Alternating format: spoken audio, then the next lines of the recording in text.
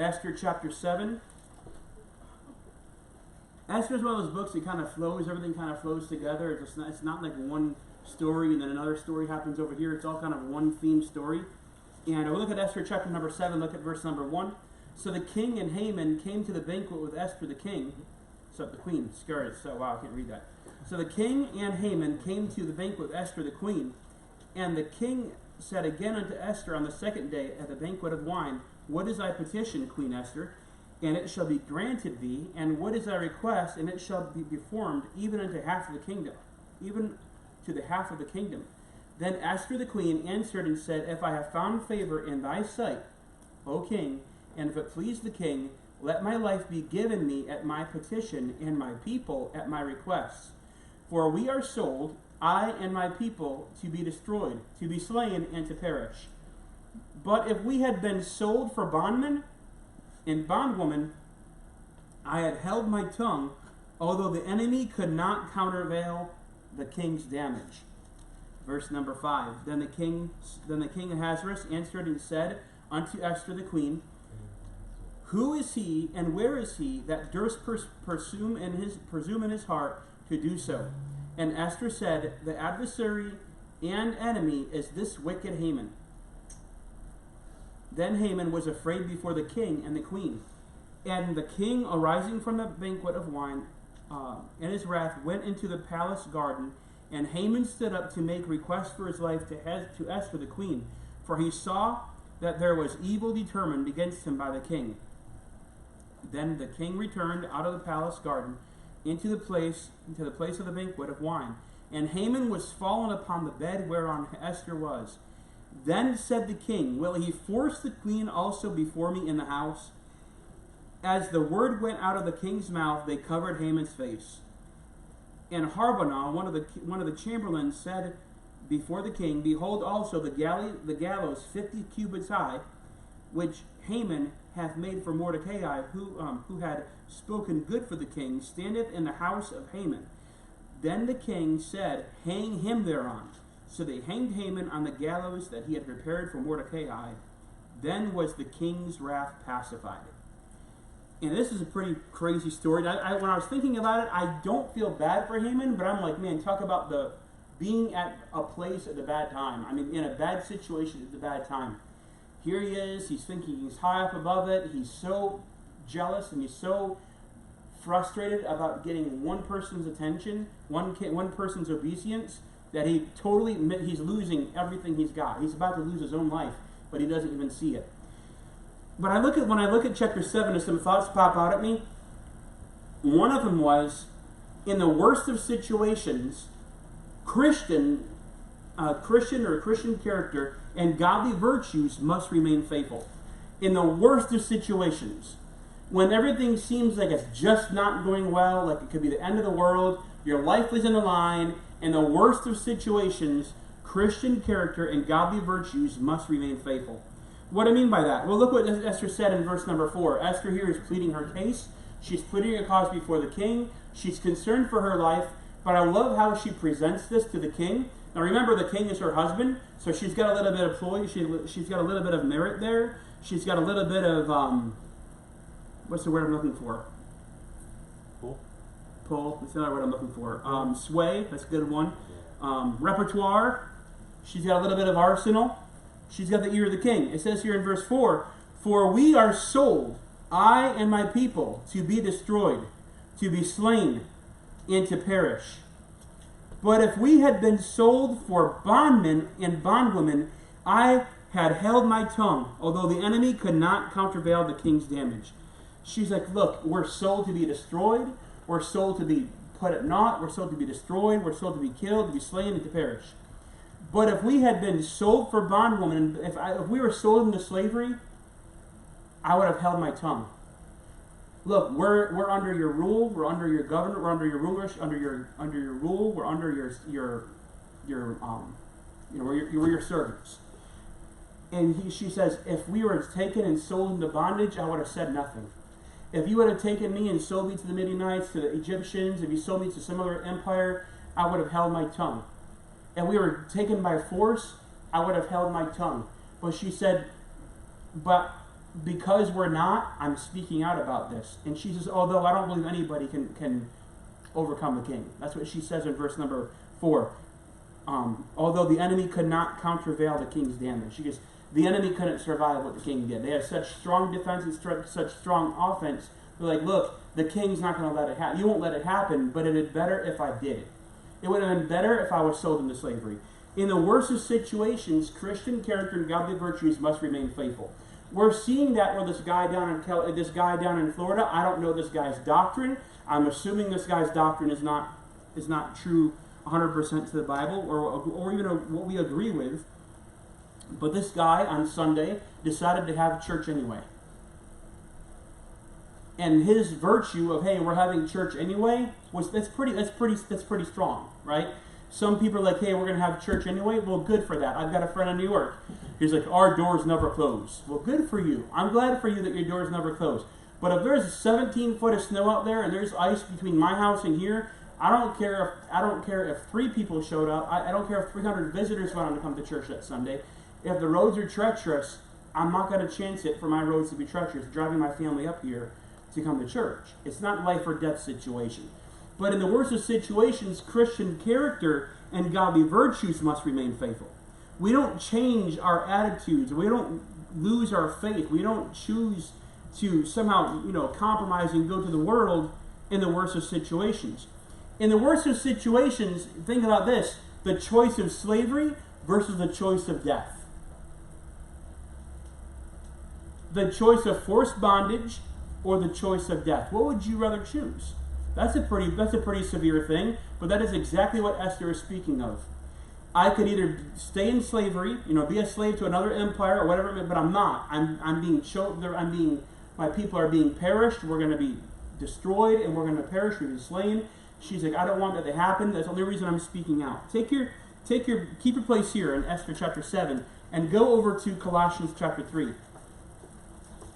Even in the worst situations, even in regards to servants, to servants or masters or slavery, and I'm using that broad spectrum of the term. I realize that there's no such thing as employer in the Bible, but I think that there's cases of forced bondage or volunteer bondage or volunteer tied to a job. And especially with contract work. When a person is under contract to do something, they're there. They're kind of at the hands of the mercy of the contract, right? And when you have a job and you're signed up to do that job, you're there, they're paying you, you're working that job. If you don't like the job you're at, find a different job. You're in a free country, you're not under bondage. If you don't like the job you're in, find a different job, right? But here, when he's talking about even at the worst situations, he's like servants. He's speaking to servants here. He tells us there's 4 things in these passages that we find in Colossians chapter 3 and verse 22. Servants, obey in all things your masters according to the flesh, not with eye service as men pleasers, but in singleness of heart, fearing God. And whatsoever you do, do it heartily as to the Lord, not unto men. We read this passage about, hey, whatever you do it heartily to the Lord, not unto men. We read that kind of flippantly. We take that verse and just kind of take it out of context. But in context, it's talking about our jobs at work or as servants and masters, about servants and servitude, or as contractor workers or as employees. We're supposed to do our best. It says in verse 24, knowing that of the Lord ye shall receive the reward of the inheritance, for ye serve the Lord Christ. But he that doeth wrong shall receive for the wrong which he hath done, and there is no respect of persons. He says in this passage, hey, obey your masters. Obey them that have rule over you. Obey your masters. I almost said pastors. Obey your masters. Then he says, as unto the Lord. And if you remember the passage, you can keep your place. Let's take our Bibles, go to 1 Timothy chapter 6. 1 Timothy chapter 6. Remember, Jesus used the parable about the wicked and unprofitable servant who was given talent and he did nothing with it. He took that talent and he hid it under the ground. He says, the master came back upset. The good man came back. He was hot mad. He says, you wicked and unprofitable servant, you could have taken that and put it to the bank. You could have given it to the bank. And you could have let it gain usury. You could let it gain interest. But you did not. You did nothing with it. You could have put it in the bank. I could have gotten interest off my gainings, off my savings, and you did nothing with it. You're wicked. You're unprofitable. So we know that one of the things that servants need to do is obey our masters, as unto the Lord. And 1 Timothy chapter 6, verse 1, let as many servants as are under the yoke count their own masters worthy of all honor, that the name of God and his doctrine be not blasphemed. And they that have believing masters, let them not despise them, because they are brethren, but rather do them service, because they are faithful and beloved, partakers of the benefit. These things teach and exhort. And he's saying, look at, both for employers and for servants, but for right now he's saying, hey, look at, be diligent in your business. Don't do it with eye service. Don't only be busy when the boss comes around. Ever been somewhere where it's kind of slop? No one's kind of doing anything. It's kind of sloppy. Everyone's fooling around. Nothing. No job is getting done until the boss shows up. The supervisor shows up, and then everybody wants to act like they're busy and start doing stuff. And you can tell because they're not doing anything progressive. They're just kind of looking busy, and they're doing anything profitable. And you can tell because their work is so far behind. When we're diligent in our business, the work has got to be consistent. We need to make sure we're diligent in our business. By the way, we live in a country where we're privileged that if we're under a job, if we're in an employer that gives us straw, that it gives us the order to make bricks and does not give us straw, we live in a free country where we can go and get a different job. Have you been given impossible deadlines? It was just impossible things, and then the boss comes in and expects more out of you and then takes away the ability to do your job. All right, I need you to, I don't know, fix this car but have no tools. Sure. Hey, I need you to call 1,000 customers today, but all the phone lines are down. Got it, no problem. Hey, I need you to make turkey, chicken, or make hot dogs, but we have no, chicken coming in. Whatever it may be, all these different things. You're like, whoa, I can't do this. I can't make this happen. Hey, well, those are things that are, if you're in a situation with an impossible boss, you've got the opportunity and the privilege to find a different job. You can find a different job. But be diligent in the business. Seek to promote their profit. The people who pay you your paycheck, seek to benefit them.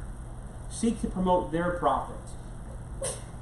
If you've got an opportunity, if you're the person who's in charge of purchasing, and this is a good illustration, you're in charge of purchasing, and you can save 50 cents by going over here to this other company where you usually don't buy paper. You're not under any contract to buy paper from this company, but you do it out of tradition. But you're able to take that same opportunity and save 50 cents a ream. Hey, you know what? Seek the manager's profit, seek the owner's profit, and everything that's said and done. Don't waste things. Don't be wasteful. Don't clock out, clock in. Be on time for your breaks. Be on time for your work. Clock out. Don't push overtime unless it's necessary, right? Unless you need overtime, unless it's approved, don't mess with overtime. Don't rob the employer.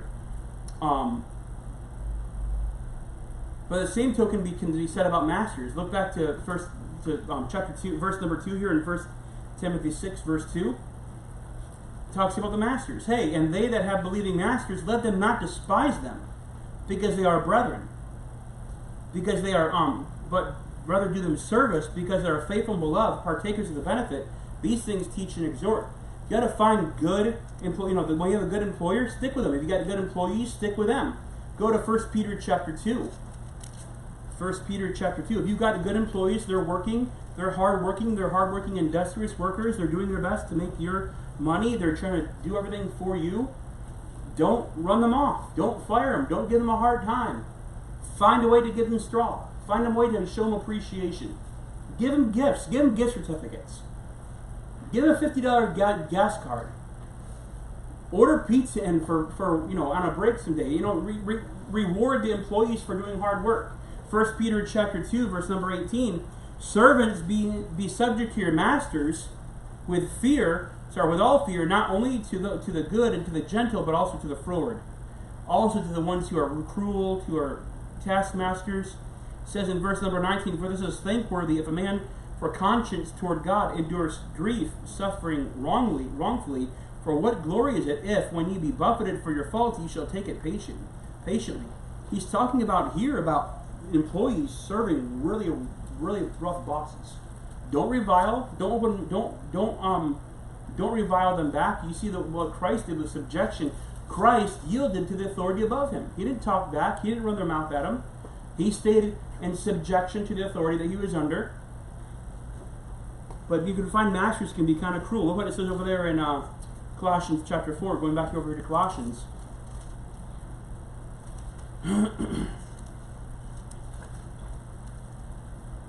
Colossians chapter 4. Masters, give unto your servants that which is just and equal, knowing that ye also have a master in heaven. Continue in prayer and watch in the same with thanksgiving, with all praying for also of us that God would open up a door of utterance to speak the mystery of Christ, for which I am also in bonds. So it says here, it's talking about masters.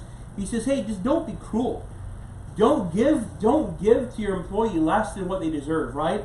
He says, give what that is just and equal. Don't be unfair and don't be partial. Okay?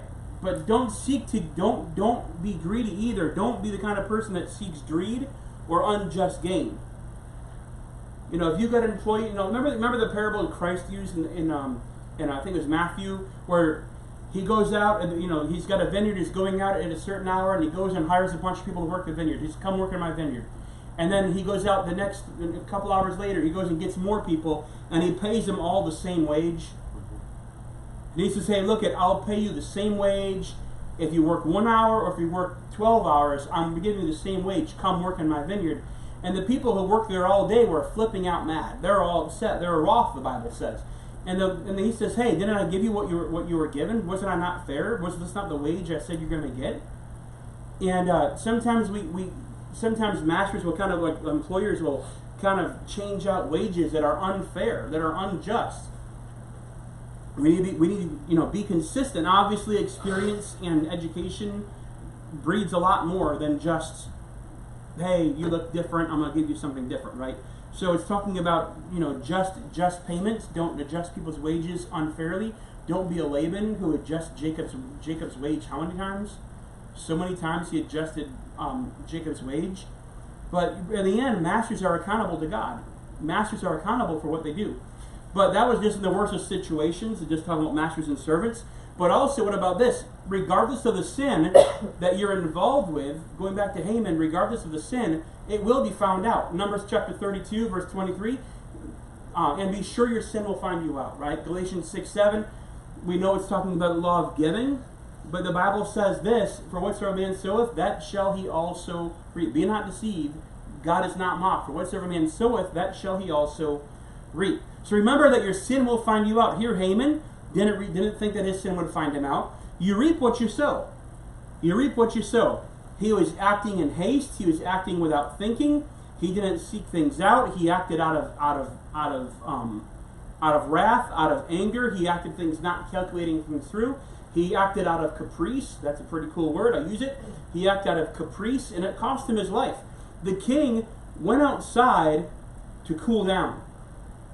Could you imagine, what about Haman, if Haman had just stepped outside and cooled off when he saw Mordecai not bowing? Do you realize that Mordecai just said, you know what, I fight my battles.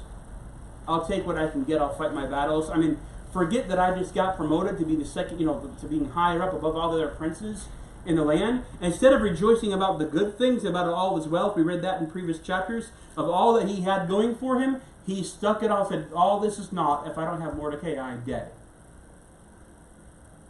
He could have gone outside and thought about it. He could have gone outside and cooled off, but he didn't. He stayed inside and weaved his little plan. The king went outside to cool off. He comes back in and there's Haman falling all over Esther because he tripped. He fell. He lost his balance and fell. Could you imagine the coming in and seeing that? I mean, the king just went outside and cooled down. And he comes, could you just imagine the wrath that he had? And he says, as the words were coming out of his mouth, the people covered his face, like, you're done for, buddy. Here's the death cloth. They're already dead to the king. You have no hope. Sorry, buddy. But you were going to reap what you sow. When you act out of impetuous anger, don't be surprised when people act out of impetuous anger towards you. When you're unmerciful to other people, don't be surprised when people are unmerciful towards you. If Haman had an opportunity to stand up and say, King, I did not know that Esther was a Jew. I did not know that these people, if I knew, I would have put, wow. No, the king was already hot. I think that if he came in and Haman was not on Esther's bed, was not anywhere near Esther or the couch, it's Middle Eastern, couch, and was not in that area, do you really think that the king gave no opportunity for any recourse but to kill? There is no more opportunity for repentance, no more opportunity for recourse, no more opportunity for remorse, none. What you pursue will pursue you. What you are chasing after will consume you. What are you chasing after? Fame? It'll eat you up. And wealth? It'll eat you up. What is it that you want?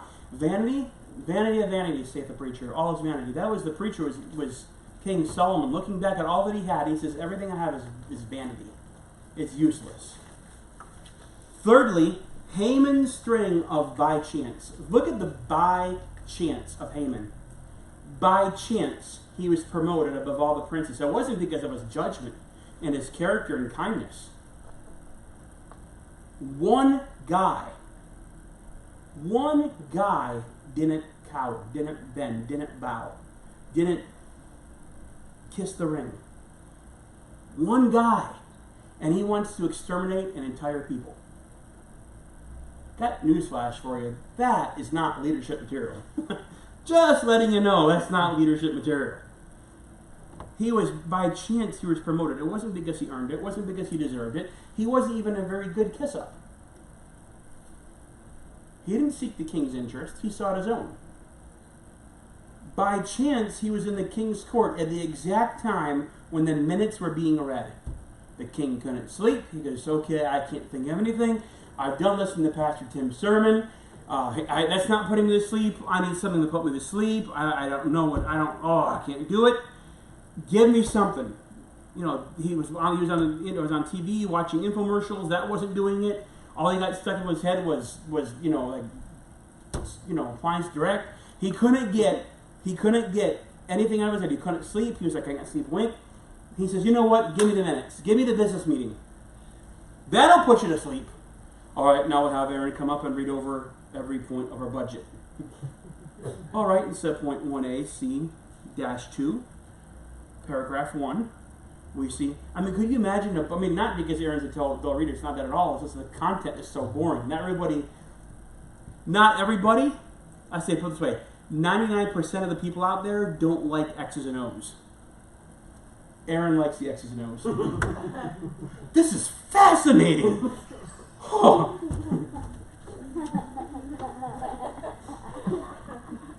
It's the truth.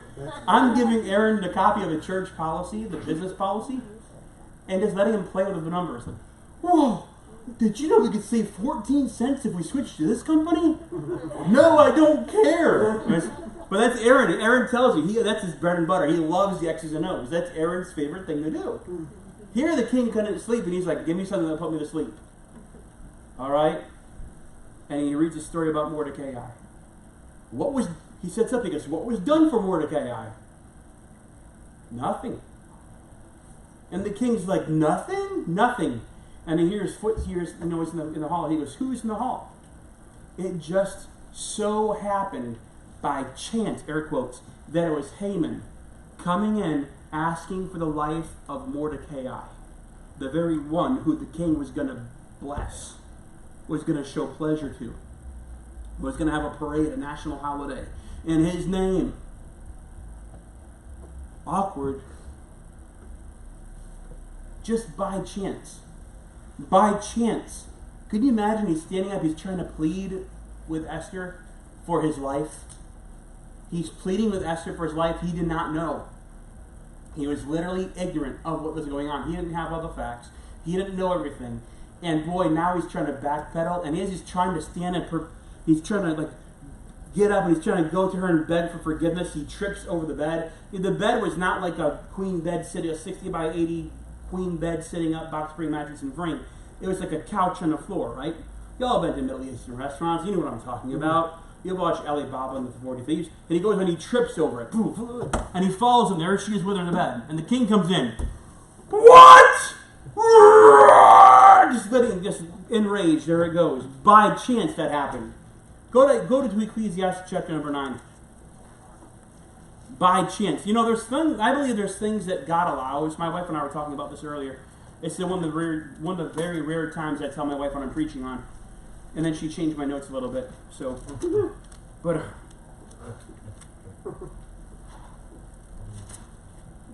Ecclesiastes chapter number 9. Time and chance happen to all. They come upon all. Ecclesiastes chapter number 9, verse number 12. For man also knoweth not his time, as the fishes that are taken in an evil net, and as the birds that are caught in the snare, so are the sons of men snared in an evil time, when it falleth suddenly upon them. Time and chance, it happens. Verse number 11 there it says as well. But time and chance happeneth to them all. Time and chance happens to everybody. Sometimes it's not what God preordains or ordains or preordains that God has allowed.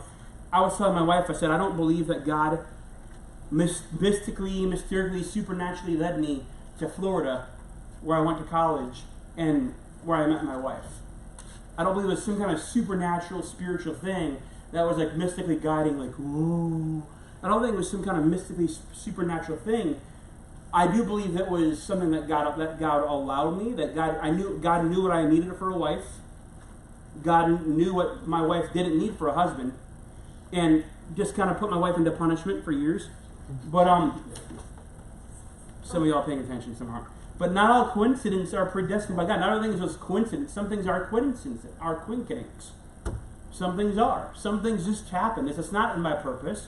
Some things just come about. I don't believe that God has preordained everything that we ever do in our life. That's a fatalist point of view. Do you know what the fatalism is? It's saying, what's the use of doing anything? God has already predestined it. Do you know what the Calvinist said when he fell down a flight of stairs? I'm glad that's out of the way. I mean, the Calvinists think that they can't choose or change what happens in history. Right? They didn't say, hey, God predestines or ordains every little thing. And not everything is like that. Sometimes you fall down a flight of stairs because you aren't paying attention. Sometimes you trip over a puppy gate because you're just not thinking straight, just get stairs with a bathwater running. I mean, sometimes that just happens. Not all coincidences are predestined by God. Having said that, I do believe that God led me, that God wanted me to go to Florida, and I went down to Florida. I believe that God had me going there for a specific purpose. Was it mystically led? No. I remember the first time I saw my wife, the first time I saw Crystal, and she won't believe this, and that's fine. It was May of that same year I went for college. It was May of 2000. I was there with my dad. I was down there checking out the college with my dad, getting his opinion on things. And there were some things my dad was watching out for. There were some things that I was watching out for. We went down there. We were on a Wednesday night, and we're up in the balcony, just kind of looking out to see what it was. We never sat in the balcony. What kind of church has a balcony, right? And we're up in the balcony watching, and I saw this lady, this young lady, walk from this side of the auditorium to this side of the auditorium, come and sit down 2-3 rows back, sit down on the third row, on the organ side. And I'll never forget it. She had a permed hair. Her hair was kind of permed out. She was wearing a jean dress. Not a jean jumper, a jean dress. And there she walked. And she sat down. And her family, a bunch of other people sat around. I could figure it was her mom and dad and brother and sister, so it was like a big family. I'm like, wow, that's a big family. That was in May. The next time I purposely saw my wife, and I didn't recognize who she was until months later, I was at the library. I was using the internet without signing in, evil wicked, and she came over to tell me my faults. And she said, "You have Timothy?" I'm like, "How do you know my name?" She said, "Oh, I met you. I saw you at church yesterday, because I just went forward and joined the church, whatever, big church." And she says, "You have to sign in before you use internet." And I'll be honest with you, sparks didn't fly then. I was just like, seriously? You couldn't let me sign in? You couldn't just put whatever? You gotta be signing the internet? Seriously? Little Podunkville library, you make me sign in to use really nitpicking a first-time guest? Nitpicking? Seriously? I don't think it was coincidence. I don't think it was preordained by God for that to happen. I think it was coincidence. By coincidence that one of Crystal's friends was a girl that I kind of had my eye on, and I went and started talking to her brother about this young lady just to find out more information, find out who they were. That's kind of whatever. And in so doing, I was invited to their house, and in so doing, I struck up a friendship of all people with my father-in-law. And from that conversation with my father-in-law, in comes Crystal. Again. Oh, hello. Oh, hi. I'm sitting on the stairs. I'm not kidding. I'm sitting on the stairs. I was going upstairs in Florida. It was pretty cool. Sitting on the stairs, and I'm sitting there watching the fish. Because nothing in the house was interesting, intriguing. Nothing at all. I was shy. I was backwards. These people were kind of talking. Her father was roasting the preacher. And I'm just sitting wow, I'm totally uncomfortable. And I'm sitting there looking at the fish, and then in comes Crystal. And her friend Mona. And her sister Bonnie. And that is when I was like, okay, she's got my attention. And she sat there and talked to me for 10, 15 minutes. And all I want to do is look at the fish. So all I want to do is look at the fish. We have a running joke about that. It's I always we go to an in-law's house, I'm looking at the fish. I'm serious, I'm looking at the fish. My brother-in-law Peter's like, yeah, fish. But I was like making fish eyes. But it was I don't believe any of that was. I don't believe any of it was predestined, preordained, some magical, mystical, God's special will for my life. Crystal met what I prayed for since I was 13 years old, and what I'd find in a wife. Never about what she looked like, always about her personality. It wasn't some special. Because there's other ladies that have the same qualities. There's lots of ladies out there that have the same qualities. It wasn't some kind of special, mystical, supernatural. And I think that's some things why some ladies, they don't find it in the churches they go to, or some guys don't find love in the churches they go to, because they're looking for some special magical cupid. And looking for some supernatural dreamy, wonderful thing. Look at the character, the godly characters, and the Christian character, and the godly virtues, whatever, that we're supposed to have.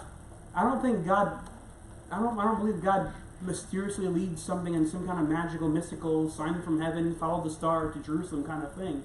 I believe it's all by time and chance. There are some things that God does. For God to lead me from Florida to Ohio, it was not to pastor a church. It was to serve in a church. And I'm not boasting on anything, but God knew the desire of my heart. I wanted to pastor. I knew that's what I wanted to do. I wanted to pastor. But I didn't want to pastor right away. I was still trying to get myself adjusted to Ohio. I wanted to be able to get from New Philadelphia to Port Washington without getting lost. It's kind of easy, but it's kind of not hard. It's kind of hard to get lost going from Port Washington to New Philly. It's kind of hard to do. You take the highway up and down. That's pretty much it. But I was like, I get lost. Yeah, that's what I did. And I got lost. It's easy to get mixed up. It's easy to get turned around. But all of that, it was then how God brought me here, how God led me to be here, how God allowed me to be here. It could have been anybody. It could have been anybody. But I'm glad that God allowed me to be here. But Haman, he was so focused on getting his desires. He was so focused on it.